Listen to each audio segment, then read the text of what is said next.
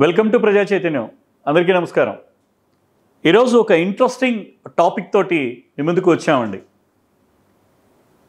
అందరూ ఈ విషయాన్ని మన ఛానల్లో ఎవరు ఊహించి ఉండరు. ఎందుకంటే చాలామంది అనుకుంటున్నట్టు ప్రత్యేకించి తెలుగుదేశం పార్టీని సపోర్ట్ చేస్తున్న మీడియా గత 5 సంవత్సరాలుగా ప్రచారం చేసినట్లు చాలా విస్తృతంగా భారతదేశంలో అత్యంత వెనుకబడిన ప్రాంతంగా ఆంధ్రప్రదేశ్ తయారవుతుంది, అత్యంత వెనుకబడిన ప్రాంతంగా జగన్మోహన్ రెడ్డి దీన్ని తయారు చేస్తున్నాడు, మరో శ్రీలంక కాబోతుంది అని చెప్పి చాలా విస్తృతంగా దీన్ని ప్రచారం చేశారు. వాస్తవాలు ఎలా ఉన్నాయి, వాస్తవాలు ఆ ఎకనామిక్స్ ఎలా ఉన్నాయి, లాస్ట్ 10 ఇయర్స్ తర్వాత తెలుగుదేశం పార్టీ 5 ఏళ్ళు పరిపాలించిన తర్వాత మన ఎకానమీ ఎలా ఉంది, తిరిగి 2019 తర్వాత టిల్ డేట్ 2024 వరకు మన ఎకానమీ ఎలా ఉంది, పర్ క్యాపిటా ఇన్కమ్ మీన్స్ ఒక వ్యక్తి యొక్క సగటు ఆదాయం, సంవత్సరానికి ఉండే ఆదాయం, దాన్ని 12 నెలల్లో డివైడ్ చేసినట్లయితే 12 నెలలకు కాను అతనికి ప్రతి నెల వస్తున్న ఇన్కమ్ రేషియోస్ను బట్టి రాష్ట్రం యొక్క ప్రగతి, అలానే దేశం మొత్తం మీద చూసినట్లయితే ఆ సగటు యొక్క అతనికి వచ్చే ఇన్కమ్ను బట్టి ఆ దేశం యొక్క జీడిపి ఆధారపడి ఉంటుంది. దీన్ని ప్రత్యేకించి ఈ ఎల్లో మీడియా చేసేటటువంటి విస్తృతమైన ప్రచారాన్ని తిప్పికొట్టడమే దీని యొక్క ప్రధానమైన ఉద్దేశం. ఎందుకంటే నెక్స్ట్ 5 ఇయర్స్లో జగన్మోహన్ రెడ్డి గవర్నమెంట్ రావడం అనేది ఖాయమైపోయింది. లాట్ ఆఫ్ ఎగ్జిట్ పోల్స్ కానివ్వండి, గెలుపు అంచనాలతో సర్వేలు చేసిన అనేకమైన సంస్థలు ఖచ్చితంగా జగన్మోహన్ రెడ్డి అధికారంలోకి రాబోతున్నారు అని చెప్తున్న క్రమంలో ఒక ఇంట్రెస్టింగ్ సెంట్రల్ ఇంగ్లీష్ ఒక వియోన్ యాప్ అనేది దీన్ని ప్రొజెక్ట్ చేశారు. ఇంగ్లీష్ ఛానల్స్లో ఇది ప్రత్యేకించి చాలా విస్తృతంగా ప్రచారం అవుతుంది. దీనికి మనం తెలుగులో దీన్ని వివరించే ప్రయత్నం చేస్తాను. ఎందుకంటే ఇది వాస్తవం కాబట్టి, వాస్తవాలు ప్రజలు తెలుసుకోవాలి కాబట్టి. అబద్ధాలని ప్రచారం చేసిన ఎల్లో మీడియా, దానికి సంబంధిత వ్యక్తులకు ఇది కనువిప్పు కావాలి. ఎందుకంటే మేము ఎలక్షన్స్ కోసమో లేకపోతే మేము ప్రజల ఓట్ల కోసమో మీకు వాస్తవాలను తెలియపరచాలనుకోవట్లేదు. ఇది వాస్తవం కాబట్టి నిజాలను మీకు తెలియపరచాలనే మా ఉద్దేశం. మీరు చేస్తున్న తప్పుడు ప్రచారాలకు వాస్తవం మీకు వివరించాలని చెప్పే ప్రయత్నం, మా ప్రజలు దీనిని అర్థం చేసుకోవాలని చెప్పే ప్రయత్నమే ఇది. 2017-18 అనగా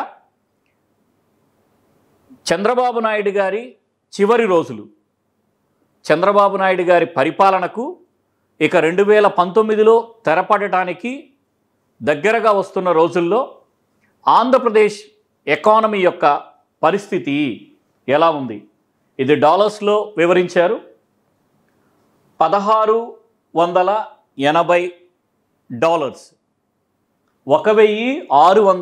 $1680 పర్ క్యాపిటా ఇన్కమ్. అంటే ఒక వ్యక్తి యొక్క సగటు ఆదాయం $1680 మీన్స్ 80. దీన్ని 80తో హెచ్చించినట్లయితే, దీన్ని 80తో హెచ్చించినట్లయితే ఆ రోజు అక్కడున్న వ్యక్తుల యొక్క ఇన్కమ్ 1.34 lakhs. 1.34 lakhs. ఇది ఎప్పుడు? 2017-18. 2017-18లో ఒక వ్యక్తి ఆ కుటుంబానికి కావలసిన ఇన్కమ్ ఎంత వచ్చింది అంటే 1,34,000 డివైడెడ్ బై 12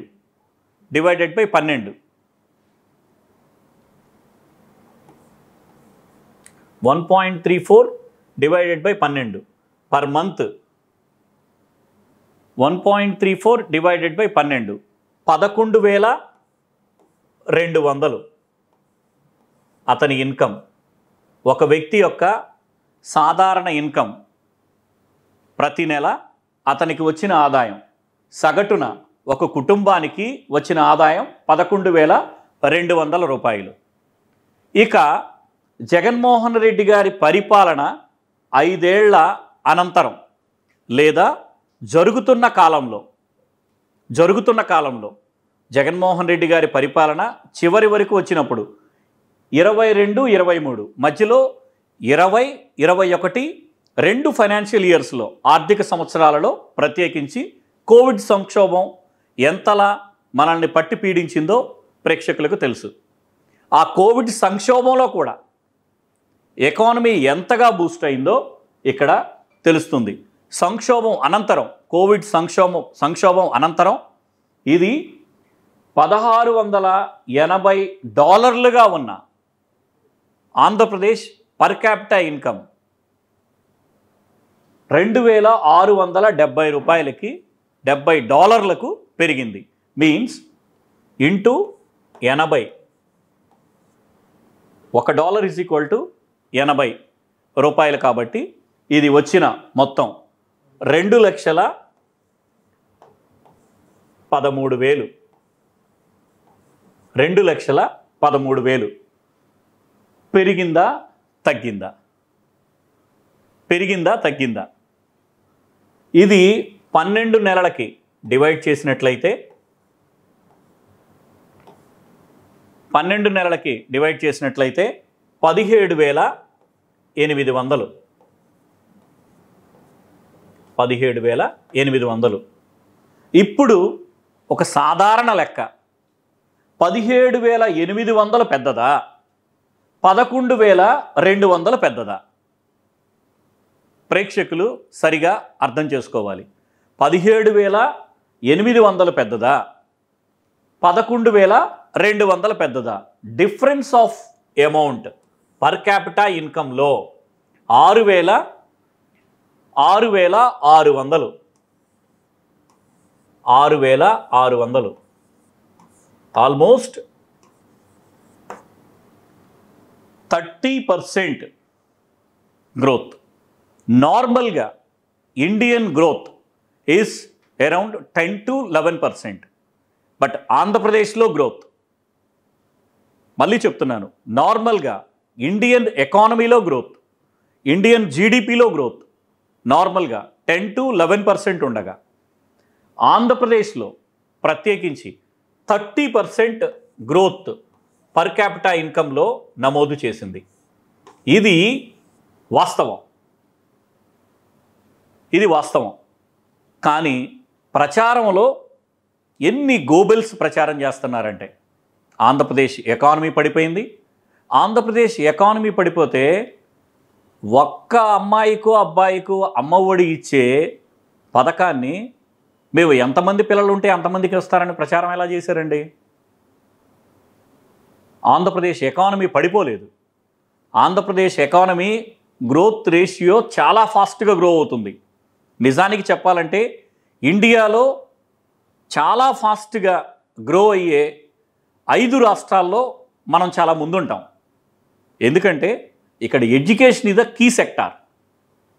ప్రజలు సొంత ఎంటర్ప్రెన్యూర్లుగా వెతుకుతున్నారు. ఇక్కడ మీకు ఒక వీడియో కూడా దీనిలో చూపిస్తాను. వీళ్ళు ఇచ్చిన ఎకానమీ వీడియో కూడా 2014లో ఆంధ్రప్రదేశ్ విభజిత ఆంధ్రప్రదేశ్లో హైదరాబాద్ విడిపోయిన అనంతరం హైదరాబాద్ మనకి ఎకానమీ హబ్. యాక్చువల్గా మన ఇన్కంలో దాదాపు 30-37% income which is coming from Hyderabad earlier in Andhra Pradesh.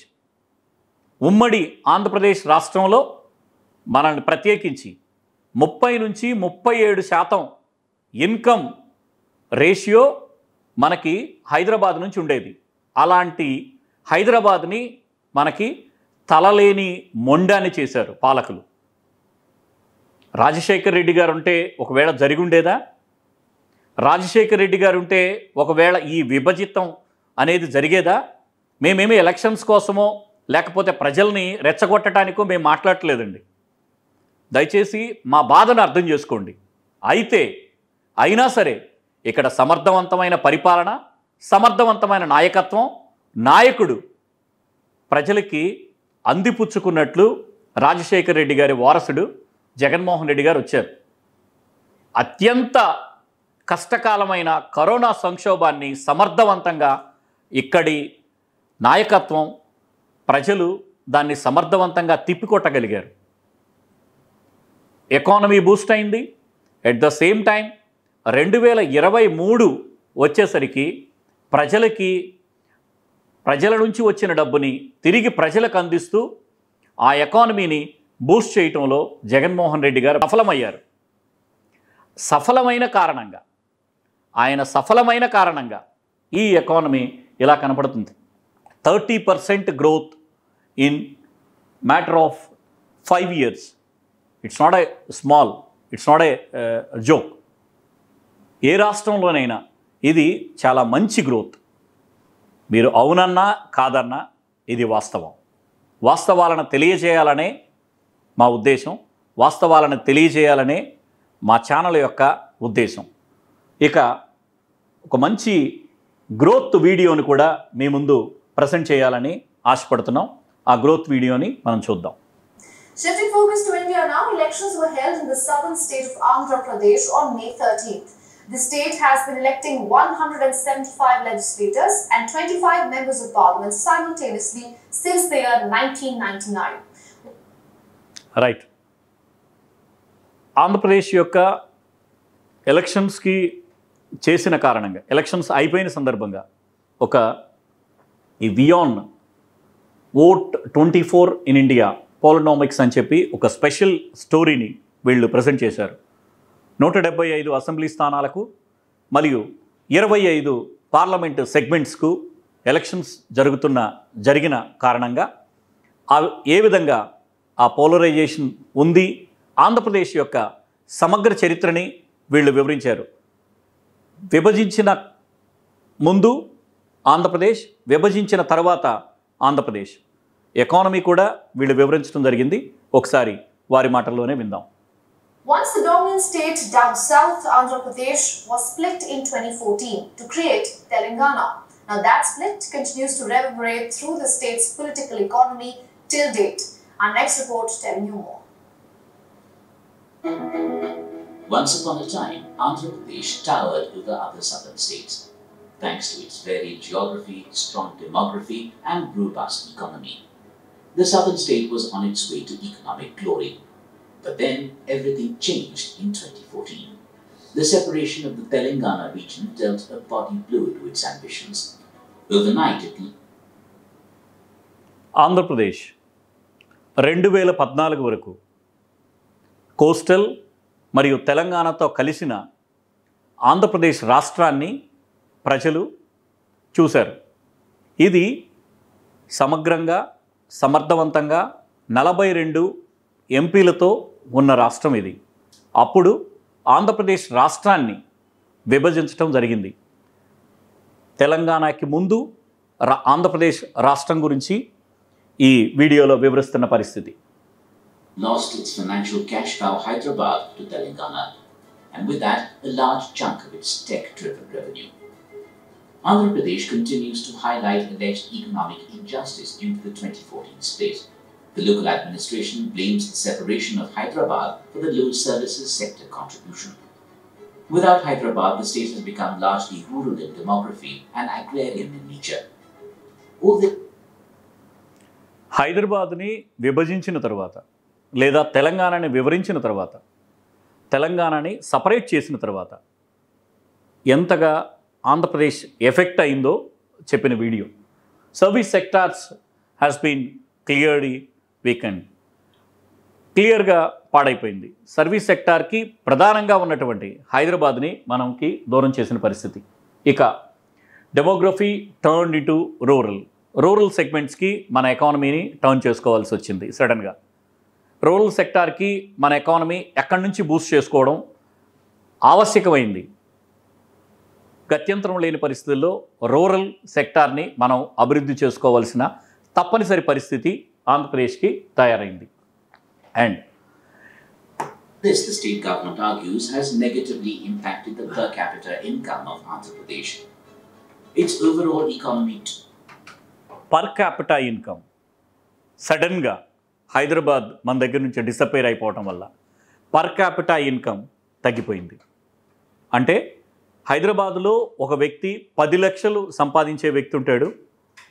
ఎక్కడో శ్రీకాకుళం లేదా చిత్తూరు లేదా పల్నాడు ప్రాంతంలో ఒక వ్యక్తికి 70,000 80,000 ఆదాయం ఉంటుంది. వీళ్ళిద్దరిని కలిపినప్పుడు లేదా ఈ ప్రాంతాలను మెర్జ్ చేసుకున్నప్పుడు మన ఎకానమీ చూసినట్లయితే ఆ జీడిపి లేదా పర్ క్యాపిటా ఇన్కమ్ చూసుకున్నట్లయితే సేఫ్ ప్లేస్లో ఉన్నట్లుగా ఉండేవాళ్ళం. కానీ హైదరాబాద్ని ఎప్పుడైతే డివైడ్ చేశారో ఇది సపరేట్ అయిపోయింది. సడన్గా మన ఎకానమీ షింక్ అయిపోయింది. సడన్గా తమిళనాడు కర్ణాటక కన్నా దిగజారిపోయింది. After the split, the state is reeling under a debt burden accentuated by the cost of rebuilding the economy. But every ending is also the start of a new beginning. Andhra Pradesh has beaten all odds to emerge as a growth engine in the last few years. Reports indicate that it has grown by over 10% in 5 of the last 6 years, the exception being 2020-21. The per capita income too has improved significantly, rising from over 1,000. This is the highlight in this video. This is what I explained earlier. ఈ వీడియోలో చూసినట్లయితే 2017-18 మన per capita income and 20-23కి మన per capita income which was explained by me earlier in this video. It is almost 30% growth ratio in Andhra Pradesh happened. We are not a small, we are bigger than everything. We are crossing all the states in south, especially we are crossing Gujarat also. $680 in 2017-18 to $2,670 in 2022-23. Tax revenue has increased to about $10 billion in 2022-23 from about $7.3 billion in 2020-21. A strong agriculture sector and a robust coastal economy seem to be the twin pillars of the new economy. Agriculture was played a spectacular role. ఆర్థిక వ్యవస్థకి మూలాధారమైన వ్యవసాయ రంగం చాలా పెద్ద ఎత్తున కొత్త పుంతలు తీసుకుంటూ ఆంధ్రప్రదేశ్లో పరుగులు పెడుతుంది. ఇక కోస్టల్ ఎకానమీ రాబోయే 5 సంవత్సరాల కాలంలో చేస్తున్న రేవుల పనులు కానివ్వండి, పెద్ద ఎత్తున వస్తున్నటువంటి మచిలీపట్నం పోర్టు కానివ్వండి, విస్తృతమైన పోర్టు నిర్మాణాలు కానివ్వండి, కోస్టల్లో వస్తున్న పోర్టు నిర్మాణాలని భారతదేశంలో గమనించదగినదిగా ఆంధ్రప్రదేశ్ growth ratio ఉండబోతుంది. Another 5 years will be very challenging years for us. In this video, for you, Andhra Pradesh still has a long way to go before reclaiming its pre-2014 momentum, but the southern state has made a solid start towards that. Given the unique position of its economy, which requires a substantial amount of rebuilding, a lot would depend on the macroeconomic policies of the incoming government. Bureau Report, WION, World is One. Thank you, friends. This is a real picture which is from Andhra Pradesh, which is the real picture which we are submitting you. People must decide, and people was already decided. Jaganmohan Reddy గారు రెండవసారి ముఖ్యమంత్రి అయిన అనంతరం చాలా స్వేచ్ఛగా స్వతంత్రంగా చేసుకునే వ్యాపార వర్గాలు బ్రతుకులు ఖచ్చితంగా మారబోతున్నాయి. నో డౌట్, అబ్సల్యూట్లీ ప్రజా చైతన్యం దానికి స్వాగతం పలుకుతుంది. Thank you. It is Shyamraj signing off.